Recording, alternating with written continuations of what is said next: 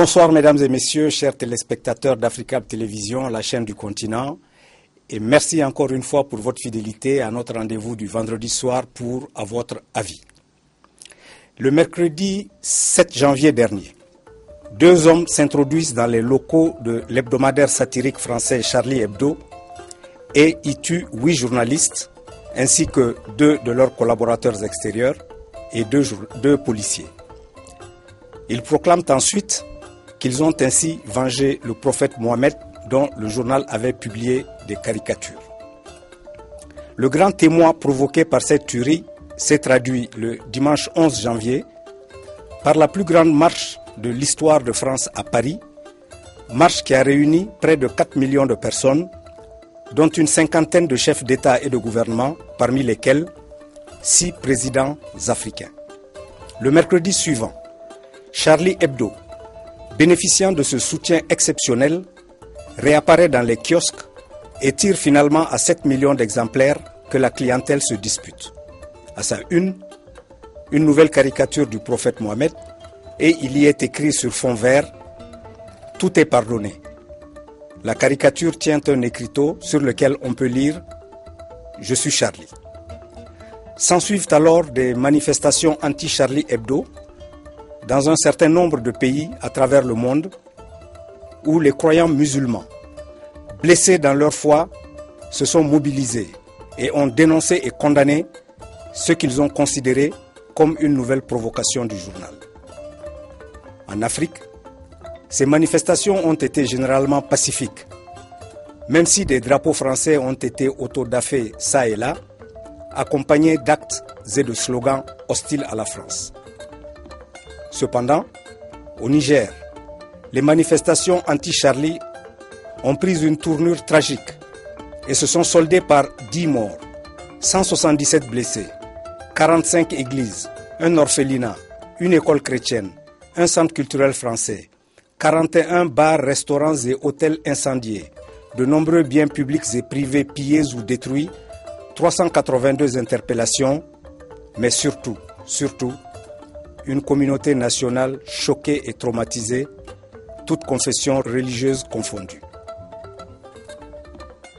Quelle lecture devons-nous avoir de l'ensemble des événements que je viens d'évoquer?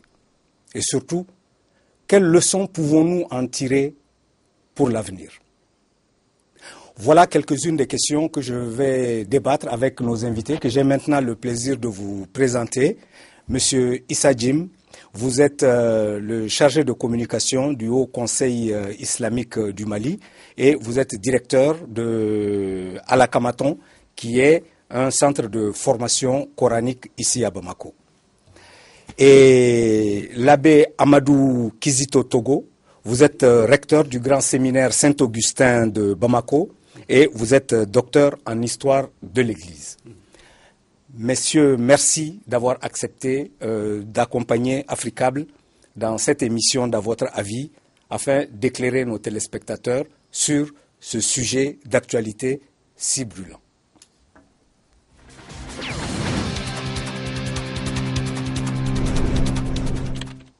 Avant d'entrer dans le vif du sujet, je vous propose que nous suivions le micro-trottoir d'À votre avis.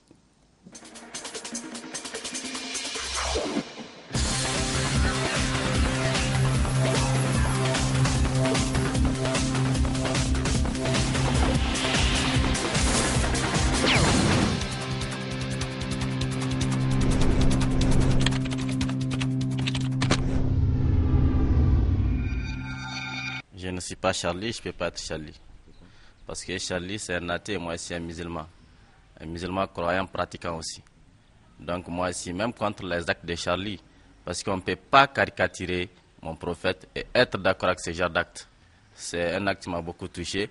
Et tout mouvement qui va contre ce sens-là, qui va contre ces actes-là, moi, je suis dans ce mouvement-là. On a touché la fibre sensible. La religion, elle réunit, mais aussi elle divise. Alors, lorsqu'on l'égratigne, on la touche, alors là, il n'y a plus de frein, il n'y a plus de limite. Alors, on manifeste violemment et on désapprouve. Bon, en fait, c'est mon avis. Je pense que la religion, on ne doit pas jouer avec la religion. Le Niger est un pays où 90% de la population est musulmane. Et donc, ne veut pas être Charlie, ne veut pas dire qu'on est pour la violence faite aux journalistes déjà. Ça ne veut pas dire qu'on est pour le terrorisme. Nous, au Niger, c'est un islam authentique. C'est-à-dire l'islam, c'est un islam de la paix, de la tolérance et de la fraternité. Mais ne veut pas être Charlie, ça veut dire que nous ne sommes pas pour ceux qui ont caricaturé les prophètes. En fait, les gens sont contre les caricatures des prophètes, mais les gens ne sont pas contre pour le terrorisme, pour la violence. Le monde entier sait que les musulmans, voilà, on les a offensés. C'est pourquoi ils ont manifesté. Personne ne peut pas dire qu'aucun musulman dans le monde ne peut pas dire que quand on offense la religion islamique ou bien on fait semblant d'offenser le prophète Mahomet à travers toutes ces choses-là, disent ces caricatures, c'est la liberté d'expression, il faut dire n'importe quoi sur une religion. Voilà, c'est ça qui a causé tout ça là. La violence par rapport à la caricature de Mahomet, c'est un peu l'image sacrée du prophète Mahomet. Moi, à la place du monde musulman, je ne serais pas très content, en ce sens que même si on voit les images, les documentaires ou les films sur l'islam, l'image du prophète Mahomet n'apparaît pas. C'est compréhensible que les gens s'énervent. Alors, s'attaquer à des églises, c'est encore trop dit. C'est aussi s'attaquer à notre symbole. On pouvait mieux faire une diplomatie et arrêter toute cette bavure. En attendant, tout le monde est perdant, quel que soit le monde musulman ou le monde chrétien. Si être Charlie, c'est seulement soutenir la liberté d'expression, être Charlie n'est pas un problème. Mais si être Charlie, c'est être d'accord avec tout ce qu'on peut dire sans limite et toucher aux sensibilités des uns et des autres sur la religion, notamment sur l'islam. Ça veut dire être Charlie, c'est faire ou cautionner les caricatures du prophète Mohammed sallallahu alayhi wa sallam. Personne parmi les musulmans ne voudrait être Charlie. La France a résidivé. Et on te frappe à cause de quelque chose. Encore, tu continues à le faire. C'est ce qui a révolté les gens. C'est ce qui fait aujourd'hui, il y a eu vraiment des révoltes. Les prophètes, ce sont vraiment des personnes à respecter. Ce sont des secrets des religions. Chaque religion a ses secrets, donc il ne faut pas blaguer avec ses secrets. Non, moi je ne suis pas Charlie. Parce que moi je suis un musulman. Et mon prophète est Mohammed, prière salut sur lui. Et l'équipe de Charlie, ils ont caricaturé mon prophète. Moi je n'accepte pas ça. On ne peut pas être Charlie parce que l'esprit dans lequel on avait conçu ce slogan, c'est un esprit qui ne rime pas avec notre religion. Voilà pourquoi on ne peut pas être Charlie. Charlie, si c'était fait juste pour combattre le terrorisme, ça allait être quelque chose que nous pouvons épouser. Mais comme Charlie était fait pour supporter ceux qui ont caricaturé l'image de notre prophète, Mohammed sallallahu alayhi wa sallam, nous ne pouvons pas aller dans ce sens-là. Aller dans ce sens, c'est aller contre ce qui est sacré chez nous. Nous sommes des fervents et convaincus musulmans, qui est notre prophète, l'être suprême, voire même idéal, que le bon Dieu nous a donné sur terre. Donc, les journalistes de Charlie Hebdo ont atteint notre foi. C'est une question de dignité humaine. Non, je ne suis pas Charlie, parce que ma religion même ne me permettrait pas de l'être. Et moi, je suis musulman, et né et grandir dans une famille musulmane, alors je ne peux pas le devenir. Je ne vois pas pourquoi je vais être Charlie, parce que si vous connaissez la définition de Charlie, vous n'allez jamais être Charlie. Si je ne suis pas musulman, et je suis que même les chrétiens ne sont pas Charlie.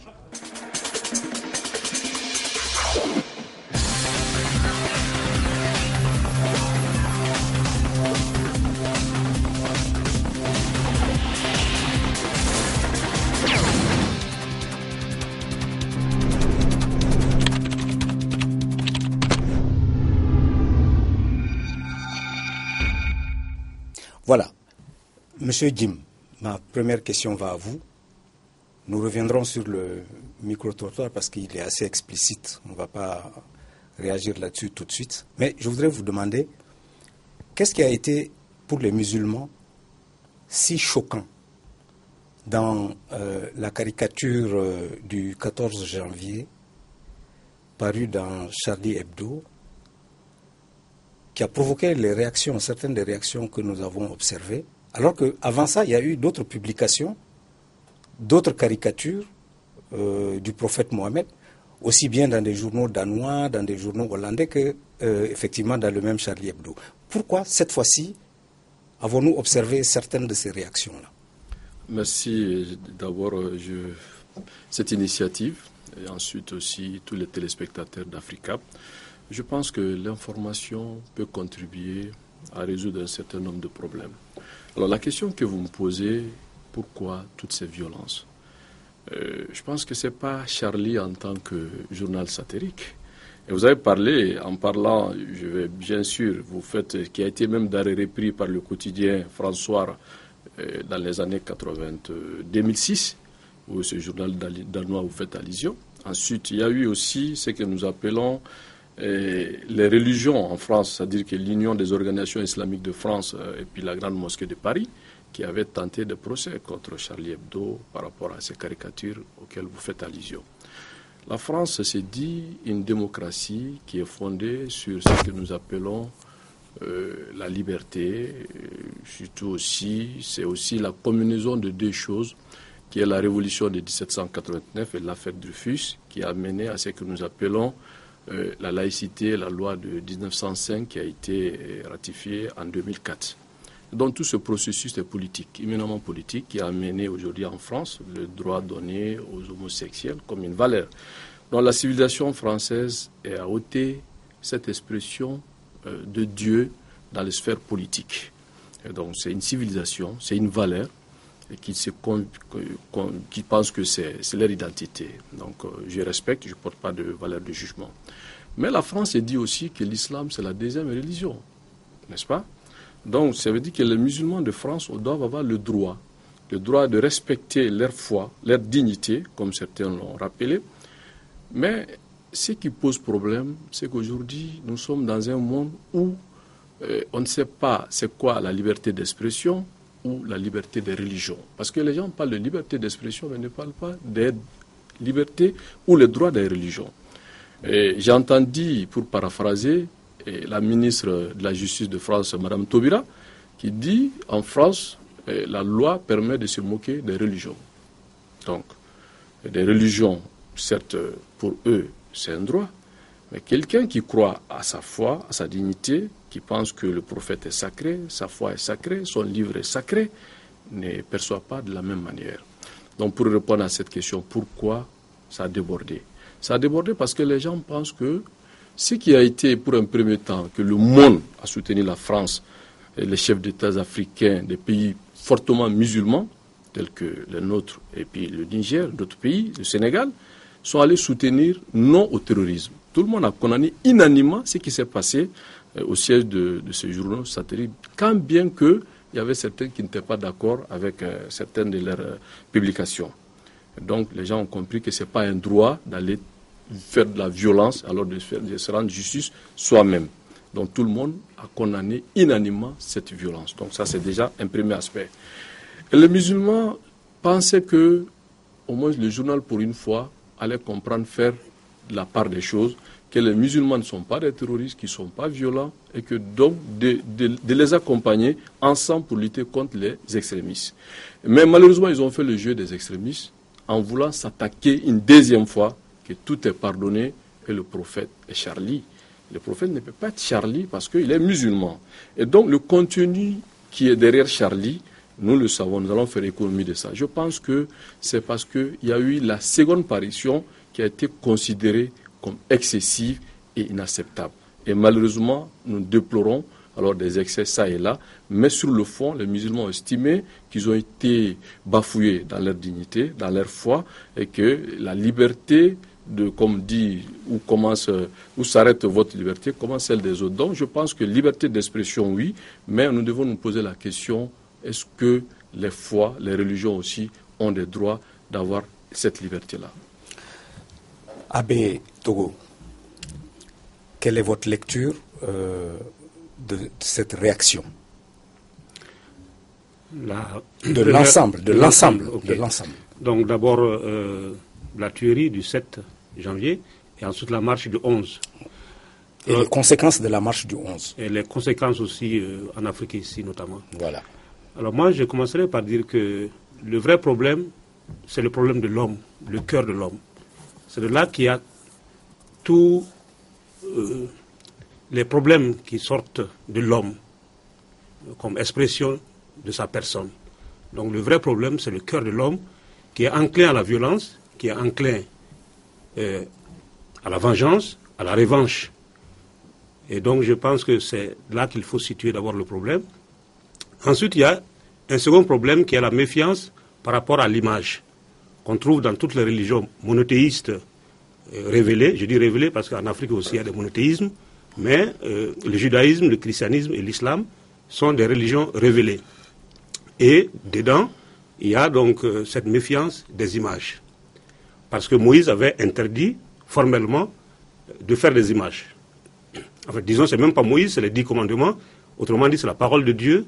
Le second commandement dit qu'il ne faut pas faire des images de Dieu. Donc, parce qu'une image de Dieu devient automatiquement une caricature. Parce que Dieu est tellement pur, il est esprit. Alors, essayer de le représenter, c'est donc une caricature, c'est de l'idolâtrie. Et de fait, les Juifs avaient, à un moment donné de leur histoire, ils avaient donc fabriqué un veau d'or. La Bible raconte cela dans le livre de l'Exode au chapitre 34. Donc, il y a cette méfiance par rapport aux images. Et même dans le christianisme, on a eu un moment dans l'histoire, au 8e, 9e siècle, des iconoclastes, des gens qui ont voulu détruire les images, parce que ça nous éloigne de Dieu. Mais ça s'est fini avec un concile, c'est-à-dire on s'est assis et on s'est compris. Parce qu'aujourd'hui, ils ont dit, bon, il n'y a plus ce risque-là d'idolâtrer. On peut représenter Jésus, on sait que ce n'est pas Jésus. On peut représenter un personnage biblique, mais en réalité, ça ne pousse pas à l'idolâtrie. Donc quand ce problème a été résolu, et dans les églises chrétiennes au moins, il y a des représentations, donc, disons des prophètes. Par contre, dans le judaïsme et dans l'islam, dans les lieux de culte, il n'y a pas de représentation. Donc ça, c'est important de savoir que les images ont été pratiquement prises un peu comme des éléments qui peuvent mettre en danger la foi. Parce que si c'est représenté... Abbé Togo, vous dites que dans le judaïsme, il n'y a pas non plus... Les représentations sont proscrites. Sont proscrites. Comme en islam. Comme en islam. En fait, même le christianisme au début... Oui, au début, mais après le christianisme est passé à l'acceptation. À l'acceptation, bien sûr. Mais je veux dire, jusqu'aujourd'hui, ni islam ni judaïsme n'acceptent la représentation picturale de Dieu ou de ses prophètes. Dans les synagogues et dans les mosquées, il y a les écriteaux, mais pas les images. Très bien, continuez, je vous ai interrompu. Donc je disais qu'il y a le cœur de l'homme, où il y a la violence qui est tapie, il y a donc la méfiance par rapport donc, aux images dans les religions. Ensuite, il y a la liberté d'expression, qui est arrivée à un moment de l'histoire de l'Europe. Vous voyez, en France, par exemple, dans le temps, ce n'était pas le cas.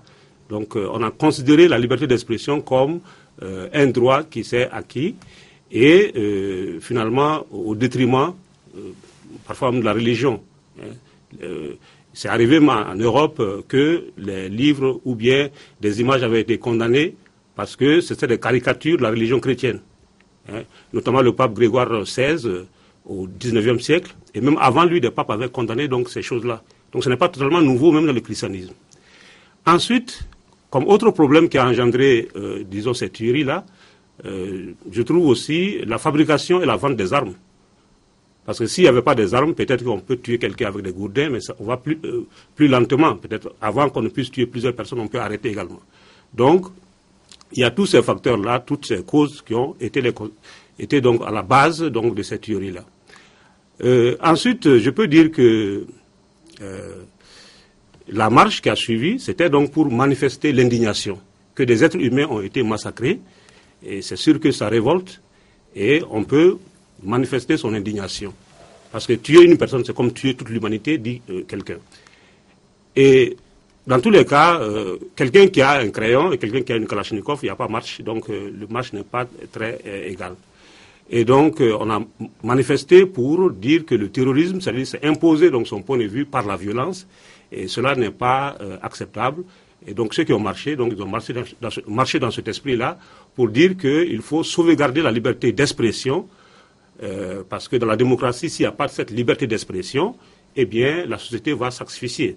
Bon, c'est vrai que la communication, la presse, on dit c'est le quatrième pouvoir, mais c'est un pouvoir aussi qui est là.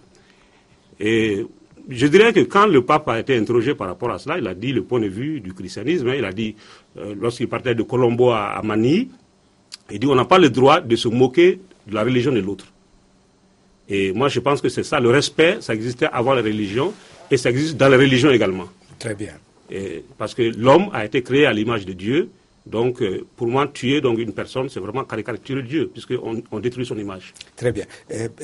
Monsieur Jim, tout à l'heure vous avez dit quelque chose qui a retenu mon attention. Vous avez dit, quand il y a eu les événements du 7 janvier à Charlie Hebdo, il y a eu cette marche, et c'était une marche pour affirmer la solidarité avec le peuple français, c'était la solidarité contre le terrorisme, ce qui est tout à fait juste. Mais comment est-ce que vous pouvez expliquer que dans un pays, y compris majoritairement musulman, où personne n'a jamais entendu parler de Charlie Hebdo, où personne n'a jamais vu de caricature de Charlie Hebdo du prophète, qui ait eu les réactions qu'on a vues. Comment c'est possible? Parce que les gens, comment ont-ils été indignés? Puisqu'ils n'avaient pas le corps du délit, comme on dit chez les... D'accord, sans faire le juriste, mais maintenant je veux bien vous répondre à cette question. Je pense qu'il faut que les gens arrêtent d'instrumentaliser les religions. Ce qui s'est passé en France, au-delà de ce qui s'est passé, on a fait de la récupération politique. C'est devenu un sujet de politique intérieure en France. Et parce que vous me demandez pourquoi, c'est ce que je vais expliquer. Et on sait que à vouloir trop parler que cette marche a été spontanée, c'est pas vrai. Ça a été organisé. Mais la cause pouvait s'expliquer si c'était pour défendre la liberté d'expression et non au terrorisme que nous avons parlé, on ne va pas revenir là-dessus. Mais en France, ça a été un sujet de politique intérieure. Le parti d'extrême droite de Marine Le Pen n'a pas participé à cette marche. Vous n'allez pas me poser pourquoi. Parce que n'était pas d'accord sur un certain nombre de personnes qui participaient à la marche. Et puis, quand Dieudonné a parlé de Charlie Koulibaly, a été interpellé. C'est une expression. Parce que le problème en France, c'est que les gens ne veulent pas accepter. La France, aujourd'hui, est dans le dilemme. La laïcité de la France pose un problème à ses ex-colonies et qu'on sait aussi que ces ex-colonies, leurs chefs d'État, ne sont pas dans l'exercice du pouvoir n'est pas fait, même si formellement dans la démocratie institutionnelle, sont nom des peuples, mais le peuple ne se reconnaît pas dans leurs dirigeants. Pourquoi? Je vais vous donner un exemple. Quand il y a eu cette marche pour aller dire, on n'a pas dit non au terrorisme, mais on a dit nous sommes tous Charlie. Et nous sommes tous Charlie, déjà la réaction du micro-territoire a prouvé le contraire, ça veut dire qu'ils sont en porte-à-faux avec leur peuple. Et en France, nous avons vu la réaction de l'ancien président qui a dit clairement, je fais allusion à Sarkozy, qui dit que la France a été attaquée dans sa civilisation, que c'est une guerre contre cette civilisation. Ça a été dit, nous savons que c'était adressé à ses partisans, mais on a repris ça d'une façon un peu excessive, et nous avons vu aussi que l'extrême droite s'est désolidarisée de la marche parce qu'elle avait estimé qu'ils ne sont pas allés très loin alors de la logique. Donc pour éviter de mécontenter un certain nombre pour des raisons politiques et diplomatiques, alors ce composant, quand même, je vous rappelle que ce parti a fait plus de 20% du score. Donc ça veut dire qu'il est très représentatif dans la communauté française. Donc il n'a pas pris part à cette marche. Donc me demander pourquoi des pays comme le Mali, qui ne connaît même pas ce journal ici, alors, ou le Sénégal, ou le Niger, alors pourquoi les gens se sont... Oui, parce qu'ils connaissent même pas Charlie. Mais ils connaissent pas Charlie, mais ils connaissent la politique. Parce que je vais vous donner un exemple. Quand vous regardez sur les réseaux sociaux, quand vous regardez sur le net, quand vous reprenez aussi les journaux qui reprennent l'information, vos collègues qui reprennent et qui les reprennent aussi souvent en langue nationale en essayant de sortir les propos dans leur contexte, sont des sources de problèmes. Parce que vous avez parlé de liberté d'expression. Mais la liberté d'expression aussi doit avoir quand même ce qu'on appelle, c'est-à-dire il faut réguler ça. Et donc, Parce que le problème qui se pose en Afrique, nous avons une population majoritairement, non seulement ce qui concerne le Mali et le Sénégal, le Niger, majoritairement musulmane, mais combien de personnes dans ces pays-là ont une culture très avancée? Nous allons arriver à ça. C'est un point important. Nous allons y arriver, M. Jim, si vous permettez. Juste pour conclure ce point, c'est-à-dire ce qui a amené réellement cette réaction dans les pays africains, parce que les pays africains ont été choqués de l'attitude de leur chef d'État. Très bien. Nous allons, si vous le voulez bien, aller à Dakar, où nous allons prendre un duplex relativement donc à notre sujet, avec M. Sambou Biagui. M. Sambou Biagui est l'organisateur de la marche républicaine qui a eu lieu à Dakar samedi dernier, le 24 janvier. Bonsoir, M. Biagui. Oui, bonsoir, M. Mariko. Alors, M. Biagui, est-ce que vous pouvez nous dire de votre point de vue ce qui justifie les réactions qu'on a vues par rapport à cette affaire Charlie à travers l'Afrique? Quand je prends le cas du Sénégal, c'est un pays composé de près de 95% de musulmans. Il est évident que quand on touche le prophète, qu'il y ait véritablement des manifestations. Les pays africains comme le Sénégal, véritablement peuvent manifester pour dire stop, en tout cas, aux attaques contre l'islam, aux attaques contre le prophète. Donc je pense que c'est pour cette raison que l'Afrique s'est singulièrement distinguée dans cette affaire de Charlie Hebdo, qui a blessé tout le monde musulman, et même les chrétiens, parce que en réalité c'est la liberté de culte qui a été touchée dans cette affaire. Donc c'est pour ces raisons que musulmans et chrétiens sont contre, et l'Afrique est principalement concernée par cette affaire.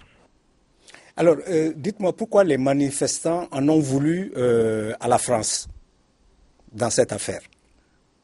Au moment de l'attaque contre Charlie Hebdo, tout le monde a dénoncé, tout le monde, y compris les musulmans, les chrétiens, mais c'est ce qui a suivi après qui a fait mal à tout le monde. C'est-à-dire les caricatures de Charlie Hebdo. Le journal est sorti dans un pays qui est la France. La France est un pays organisé. Aujourd'hui, ils ont laissé Charlie Hebdo publier quelque chose qui pourrait créer l'instabilité, je ne dis pas seulement en France, mais dans le monde entier. Et cela, pour beaucoup, la France est responsable dans ce qui s'est passé. Parce que Charlie Hebdo, vous le savez sans doute, ne s'appelait pas Charlie Hebdo. C'est un autre nom. Mais c'est quand ce journal avait attaqué l'ancien président de la République après son décès que le journal a été suspendu.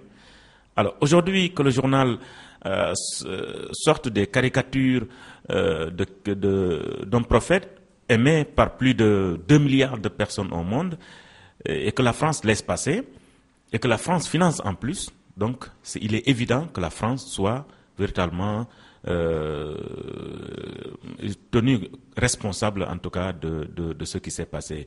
Je voudrais dire que Charlie Hebdo n'a rien à voir avec les chrétiens, Charlie Hebdo n'a rien à voir avec les musulmans.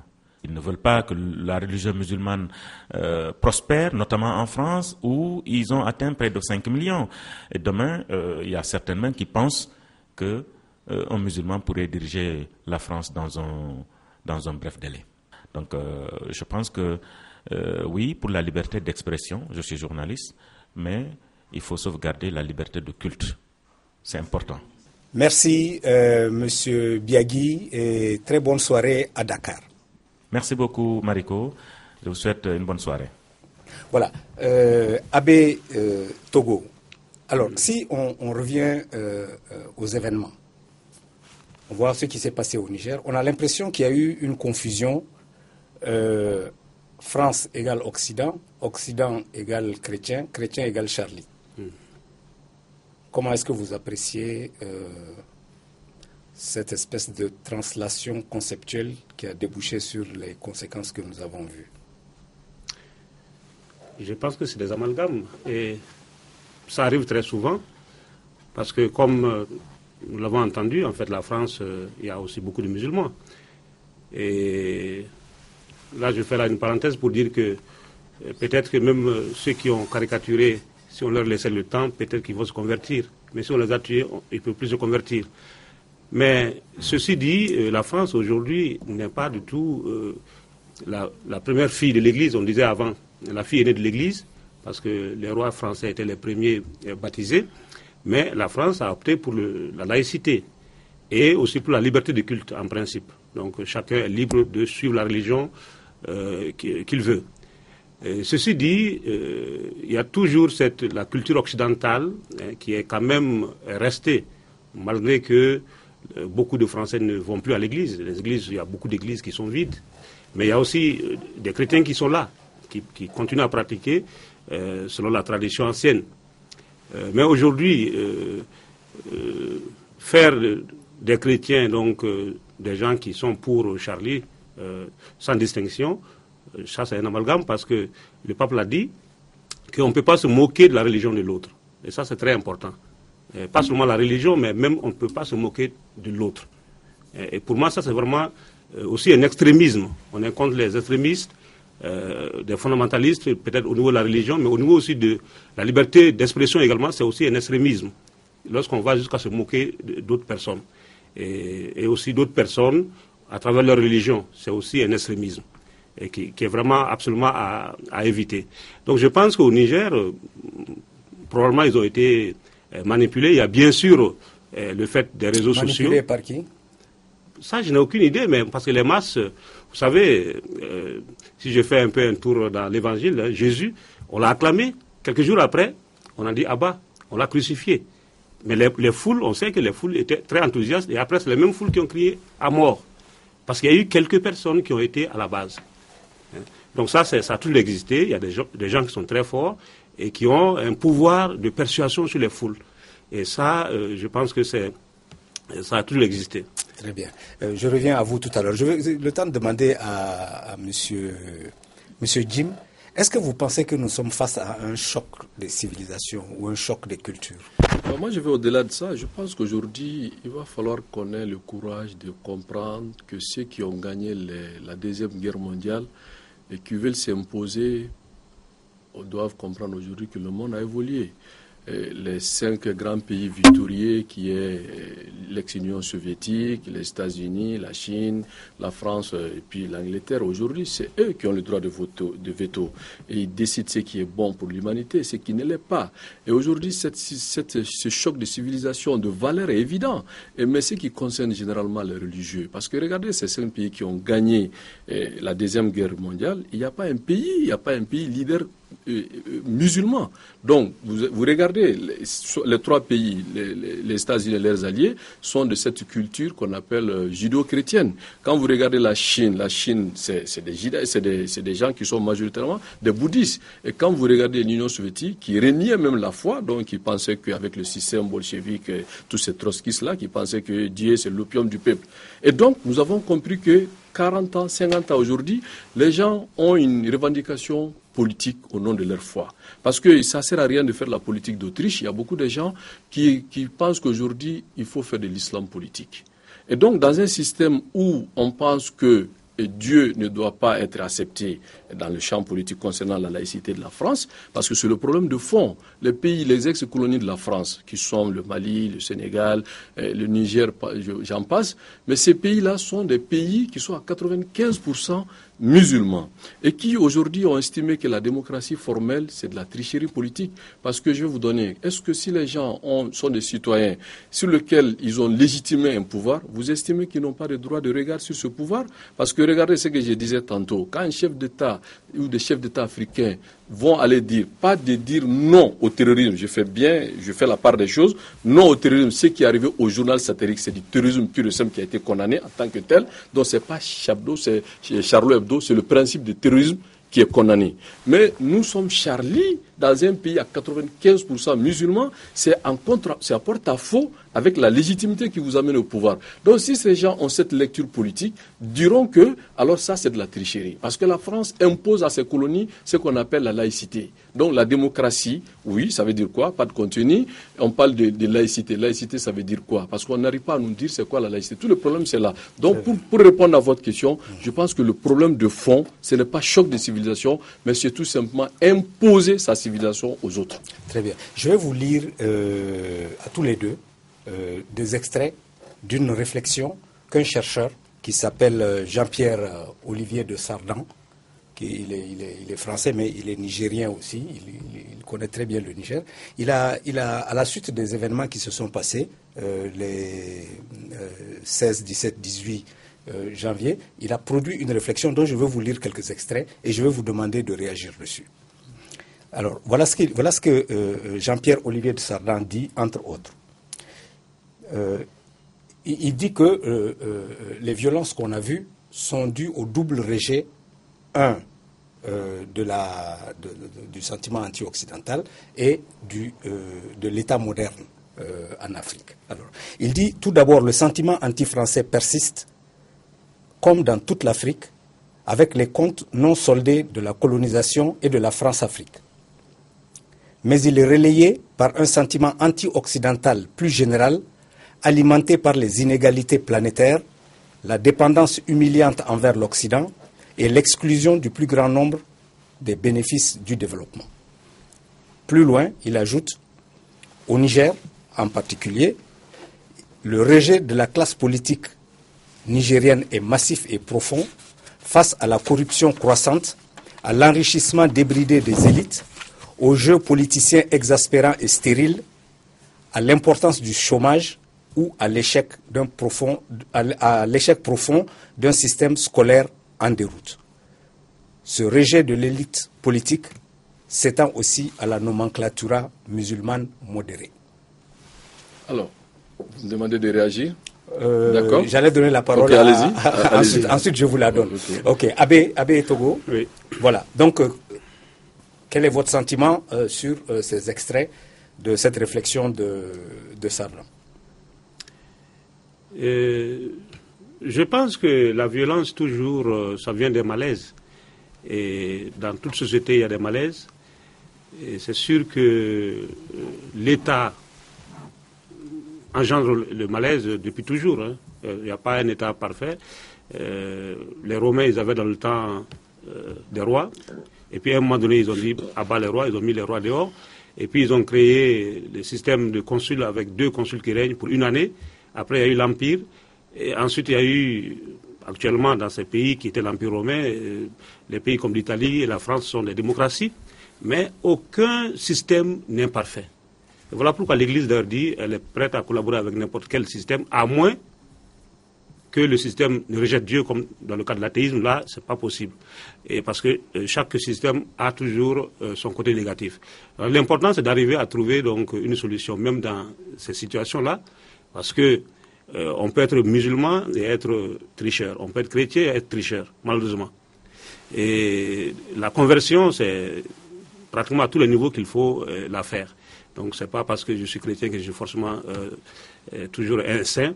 Et ça peut aussi arriver à n'importe quelle religion. On peut être dans une religion, mais si on n'est pas un homme de foi, la religion devient simplement, en fait, une forme. Oui, mais la relation que Jean-Pierre Olivier de Sardan épingle dans le cadre de la gouvernance et de cette espèce de déliquescence des repères, parce qu'il dit la classe politique, elle est illégitimée. Cette illégitimation va même jusqu'à l'élite musulmane modérée. Ça pose un problème de fond, Monsieur Jim. Moi, je vais aller en profondeur parce qu'en réalité, il ne prend que ce qui est apparent. Je vais essayer de ramener la question à un pays qui est un pays quand même qui a une vieille civilisation, le Mali. Quand on regarde les chartes de Fourkanfoua, c'est vers le 1236 et bien avant la civilisation de la France. Donc pour amener la séparation de l'État de l'Église. Et aujourd'hui, nous regardons nos démocraties. Prenons le cas du Mali. On n'a pas de référence par rapport au charte de Fourkanfoua. Le Mali a bâtissé des grands empires. Donc le Mali aussi, c'est l'empire du Songhai, c'est Ouagadougou, c'est tout ça. Et c'est aussi tout ça. Donc quand on veut faire de la démocratie sans contenu, on va se planter. Parce que le problème de l'élite que vous faites allusion, mais on parle de quelle élite? On parle de l'élite laïque. Parce que si on parle l'élite musulmane modérée. Je vais venir, parce que l'expression modérée, c'est à connotation politique. Maintenant, moi, je vais expliquer. Si vous me donnez le temps d'expliquer, non, je vais pas être long. Allez-y, mais le temps passe aussi. Je reste dans ça. Bon, C'était juste pour prendre ça. Oui, Donc, le Mali déjà avait de l'existant. L'existant, j'ai parlé des chars de Koukamfouga, j'ai parlé des différents empires, j'ai parlé aussi, même si on veut parler des royaumes. Donc, le Mali, c'est une vieille civilisation. Okay? Et le Mali a fait la part des choses. Je vais vous donner un exemple frappant.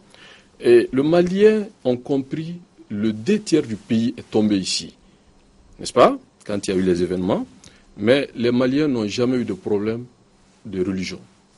Et il y a eu une marche de désapprobation contre Charlie Hebdo. Le Mali n'a pas eu de problème de foi.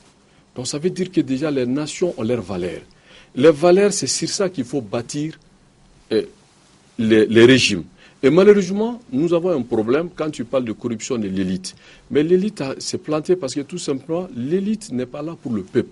Il y a ça, ce problème. Un. Et de deux, les raisons qu'on amène les gens à voter, c'est pour légitimer un régime. J'ai fait allusion à ça. Quand les populations sortent pour voter, c'est par rapport à un projet de société qu'on leur propose. Mais une fois qu'ils sont aux affaires, on leur dit, voilà ce que vous avez ratifié au nom de leur peuple, voilà ce que vous avez signé les traités et conventions, on les met au-dessus des préoccupations légitimes des peuples. On leur dit, bon, tout ce que vous avez comme valeur, alors ces traités et ces conventions sont au-dessus de vos lois. Donc ça pose un problème d'identité. Je vais vous donner un exemple très simple, le cas malien. Au Mali ici, les peuples sont sortis majoritairement, ont voté. Mais en votant, ils avaient des revendications. Et ces revendications sont légitimes. On a demandé d'abord de faire en sorte que le pays puisse, qu'on appelle la refondation de l'État. Parce qu'après les 20 ans du mouvement démocratique, la classe politique, on a vu la profondeur n'est pas seulement malaise, c'est la corruption qui a gangréné l'État, la mauvaise gouvernance. Et puis ensuite, ce qui a posé problème encore, c'est le problème de leadership. Et tous ces problèmes, les peuples ont compris que la classe politique a échoué. Puisqu'elle a échoué, donc les religieux ont pris le devant de la scène. C'est devenu une menace pour l'Occident, qui estime aujourd'hui qu'il faut tout faire alors pour maintenir la démocratie. Mais de quelle démocratie? Parce que le problème n'est pas la démocratie. Moi, je pense que la démocratie est une valeur. Et cette valeur, il faut la préserver. Moi, je ne crois pas au coup de force. Mais le problème, la faillite de la classe politique, c'est d'abord de ne pas prendre en compte nos valeurs sociétales pour mettre un contenu. Tout ce qui pose problème, quand on dit ce que vous appelez Boko Haram, ce que vous appelez les djihadistes. Non, c'est pas nous qui les appelons comme les ça. journaux. Eux, ils s'appellent comme ça. Ils appellent comme ça. Mais ceux qui ne le sont pas, par exemple, comme nous, le Haut Conseil islamique du Mali, qui est la structure fêtière, qui parle au nom de toute la communauté musulmane du Mali. Vous trouvez que c'est responsable qu'on parle de la crise du Mali, ça associé le Haut Conseil islamique du Mali, et pourtant c'est cette réalité qui est là. Donc aujourd'hui, le peuple a compris que la classe politique triche. Et puisqu'elle triche, elle n'est plus alors légitime pour parler à son nom. Très bien. Nous allons avancer, puisque nous sommes à la fin de l'émission. Il y a un dernier aspect que je voudrais que nous abordions, c'est l'aspect dialogue interreligieux.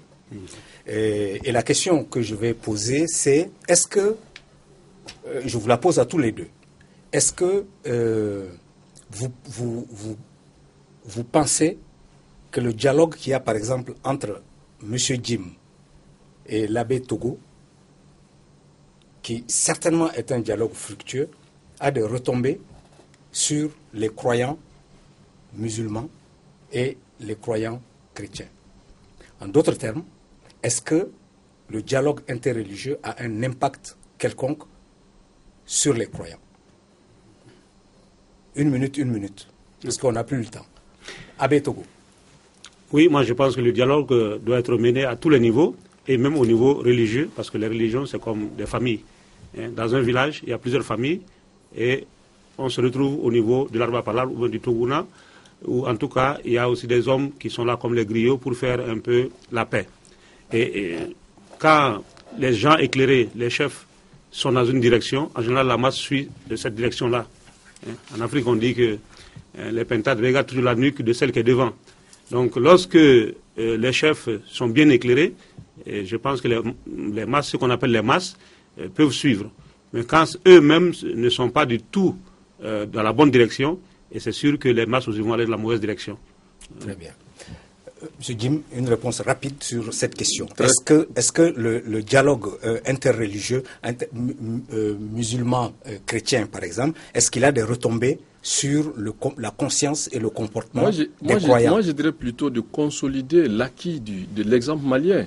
Je l'ai dit tantôt. Oui, mais ça, c'est le Mali. Oui, mais il n'y a pas que le Mali. Mais il n'y a pas que le Mali. Par exemple, ce qui s'est passé au Niger. Oui. Excusez-moi, ce qui s'est passé au Niger, il y a eu là une déchirure profonde de la cohésion sociétale. Mais vous oubliez que le Niger fait frontière avec le Nigeria où il y a Boko Haram. Donc, je vais vous expliquer. Parce que, parlons Boko Haram. On les diabolise. Qu'est-ce qui s'est passé en réalité? Boko Haram, ça veut dire le rejet de la civilisation occidentale. Boko Haram avait demandé, parce que le Nigeria, comme c'est un État fédéral, à un moment donné, quand il y avait les élections, ils avaient demandé au vague de ces élections qu'ils voulaient, là où ils sont, mettre des États islamiques. Et quand il y a eu les attentats du 11 septembre aux États-Unis, alors les Américains ont décidé que c'est une menace d'arrêter le processus. Et donc on a tiré sur eux, alors ils se sont radicalisés. Mais ce n'est pas des extraterrestres, c'est des Nigérians. Donc le problème de fond, on ne se pose jamais la question comment ces gens se sont radicalisés et ils tuent leurs semblables. C'est une question. Donc le problème aujourd'hui, c'est le problème de laïcité qui est imposé aux pays africains. Non, le dialogue interreligieux. C'est ce que je vais répondre. Oui. Si on essaye de prendre nos propres valeurs, et je pense que ce dialogue est possible si on n'instrumentalise pas.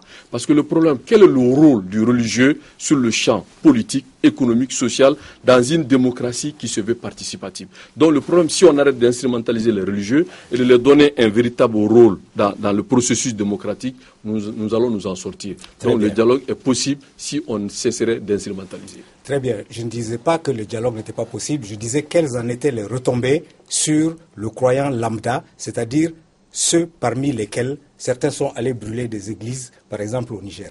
Mais nous allons continuer le débat, M. Jim, une autre fois. Je vais juste vous poser deux questions et puis on va clôturer l'émission parce qu'on est arrivé à la fin. Première question.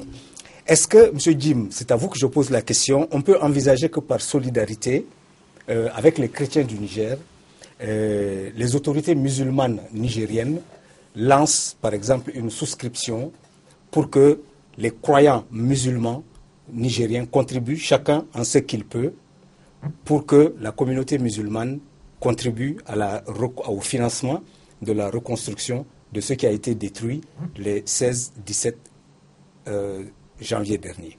Est-ce que ça c'est envisageable? Moi, je ne suis pas parlé à la place des autorités nigériennes, mais si on me pose la question, je dirais que le plus important, c'est d'abord, et j'insiste là-dessus, il ne s'agit pas de construire ou de reconstruire. Il s'agit d'abord de donner ce que l'homme a naturellement, il a, c'est-à-dire la spiritualité. Si les gens vont agresser l'autre, il y a un problème. C'est parce que tout le problème, c'est dans l'éducation. La démocratie laïque ne donne pas de la place à l'éducation. Il y a beaucoup d'obscurantisme dans la religion. Mais c'est eux qui le disent. La religion, c'est la lumière. Mais il y a des gens qui sont allés brûler les églises à qui on a demandé pourquoi ils font ça. Ils ont répondu que c'était parce que les chrétiens ont brûlé Les politiciens ont brûlé le Mali ici, c'est pas au nom de la religion. Non, mais il y a beaucoup de pyromanes. Ce que vous faites, je fais la même chose. On peut faire des diversions. Mais c'est pas de la diversion. Mais bien sûr, quand il y a eu le mouvement démocratique ici, qui ont fait sortir les gens pour faire tomber le régime ici, avec la complicité de France Liberté, ça c'était au nom de la démocratie. D'accord. Donc moi je pense que partout, on peut instrumentaliser pour faire du mal. Je pense qu'aujourd'hui, et je ne cesserai de le dire, le Mali, que ce soit le Mali, le Niger ou le Sénégal, aujourd'hui, il faut que les dirigeants de ces pays respectifs arrêtent d'instrumentaliser la foi et réellement de voir qu'est-ce qui peut être le rôle de l'accompagnement de religieux dans le champ politique. Parce que la religion, la politique, je vais vous donner en 2 secondes. En Allemagne, il y a des partis politiques d'obédience catholique. En Angleterre, ça existe. Mais en France, c'est parce que c'est ce système qui vit ici. Donc le problème aujourd'hui, la société ne se reconnaît pas dans les partis politiques traditionnels. Voilà la réponse. Très bien. Alors, deuxième et dernière question, je vous la pose Abbé Togo. Et supposons, et ça c'est Jean-Pierre Olivier de Sardan qui rêve un peu. Et donc je vous transmets son rêve. Et je lis. Et si demain, une grande manif se déroulait à Niamey, avec toute la classe politique pour une fois rassemblée, contre les attaques d'églises, pour la tolérance religieuse, contre Boko Haram, avec des imams défilant avec des pancartes « Je suis chrétien », côte à côte avec des prêtres défilant avec des pancartes « Je suis musulman ». Réaction à ce rêve? Pour moi, c'est une réalité. Moi, je suis musulman. Quand je suis né, mon père m'a donné le nom Amadou. Et je suis chrétien parce que j'ai choisi d'être chrétien. Et je pense que la sagesse qu'on trouve dans la Bible, et la même Bible qu'on trouve chez les Juifs et chez les chrétiens, et on trouve les mêmes choses également dans le Coran, c'est la loi de Moïse, les 10 commandements. Il faut la proportion. Œil pour œil, dent pour dent. Avant, pour une petite chose, on faisait beaucoup de massacres.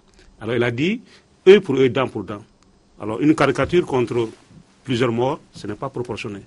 Donc moi, je suis pour qu'il y ait le dialogue, la proportion, parce que nous avons tous ici au Mali des parents chrétiens ou musulmans. Partout en Afrique. Voilà, partout en Afrique.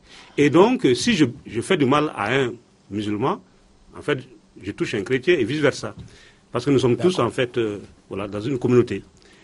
Et indépendamment de cela également, le fait d'être religieux, quand on est vraiment religieux, on est un homme de foi, eh bien, faire du mal à une personne, eh bien, nous touchons également Dieu. Et dans ce cas, je pense que moi, je pourrais défiler sans problème. D'accord. Alors, je vais vous lire juste un dernier élément. Nous sommes à la fin. Puis ensuite, je vous donnerai à chacun la parole. 1 minute, chacun. Et vous pourrez vous exprimer librement sur notre sujet.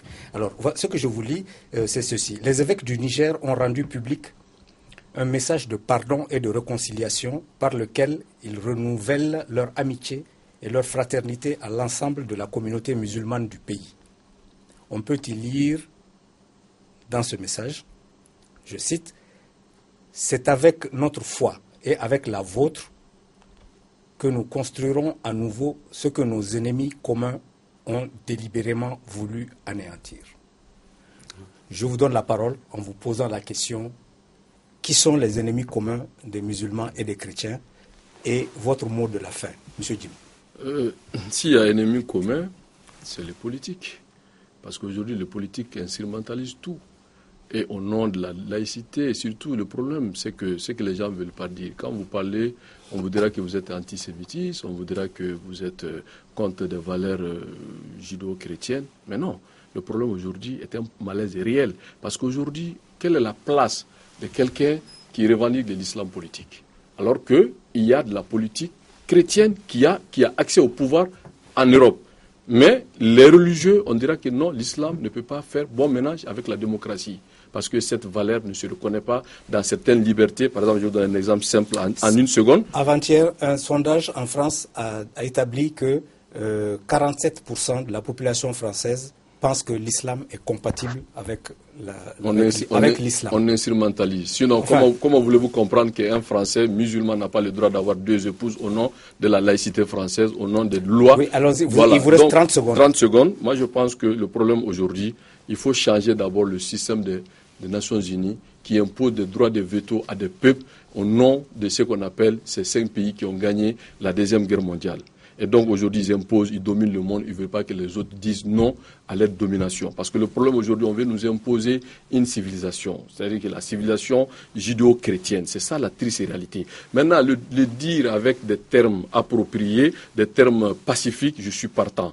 Mais au nom de l'islam, faire de la violence, aller tuer des gens, je suis contre et je condamne. Je pense aujourd'hui, le politique doit comprendre que les gens ont évolué et que cette évolution, on doit adapter aussi les institutions qui régulent le monde aujourd'hui pour qu'il y ait de l'espace pour tout le monde. Très bien. Abbé Togo, donc ce message des évêques du Niger, qui sont les ennemis communs des musulmans et des chrétiens? Moi, je pense que c'est le négateur de Dieu. Tantôt, il a parlé de la Révolution française. À la Révolution française, l'objectif était carrément d'éradiquer la religion. On a même créé un nouveau calendrier, les décadis, avec le 10e jour qui est chômé. En ce moment, on laissait tomber le dimanche.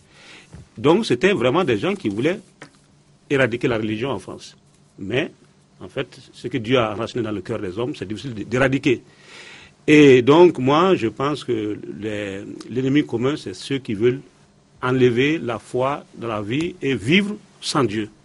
Et je pense que ces ennemis-là, ils peuvent caricaturer ce qu'ils veulent. Même le christianisme est caricaturé, même la Trinité, le pape, l'Église. En fait, ils caricaturent tout, Charlie Hebdo.